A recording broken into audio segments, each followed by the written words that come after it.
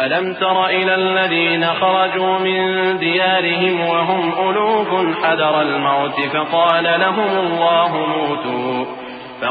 لهم الله موتوا ثم أحياهم إن الله لذو فضل على الناس ولكن أكثر الناس لا يشكرون وقاتلوا في سبيل الله واعلموا أن الله سميع عليم من ذا الذي يقرض الله قرضا حسنا فيضاعفه له أضعافا كثيرة والله يقبض ويبسط وإليه ترجعون। भला तुमने उन लोगों को नहीं देखा जो शुमार में हजारों ही थे और मौत के डर से अपने घरों से निकल भागे थे, तो अल्लाह ने उनको हुक्म दिया कि मर जाओ, फिर उनको जिंदा भी कर दिया। कुछ शक नहीं कि अल्लाह लोगों पर मेहरबानी रखता है, लेकिन अक्सर लोग शुक्र नहीं करते। और मुसलमानों, अल्लाह की राह में जिहाद करो और जान रखो कि अल्लाह सब कुछ सुनता है, सब कुछ जानता है। कौन है कि अल्लाह को कर्जे हसना दे कि वो उसके बदले उसको कई गुना ज्यादा देगा, और अल्लाह ही रोजी को तंग करता और वही उसे कुशादा करता है, और तुम उसी की तरफ लौट कर जाओगे। ألم تر إلى الملأ من بني إسرائيل من بعد موسى إذ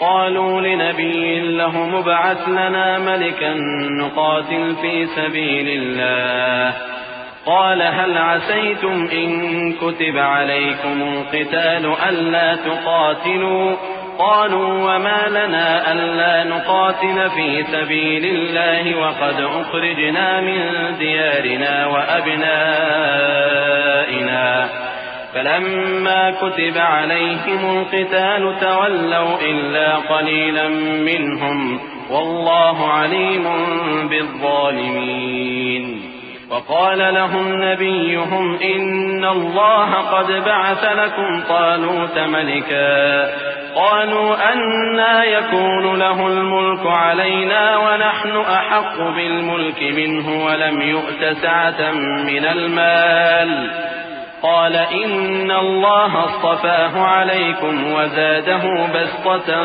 في العلم والجسم والله يؤتي ملكه من يشاء والله واسع عليم। भला तुमने बनी इसराइल की एक जमात को नहीं देखा जिसने मूसा के बाद अपने पैगंबर से कहा कि आप हमारे लिए एक बादशाह मुकर्रर कर दें ताकि हम अल्लाह की राह में जिहाद करें।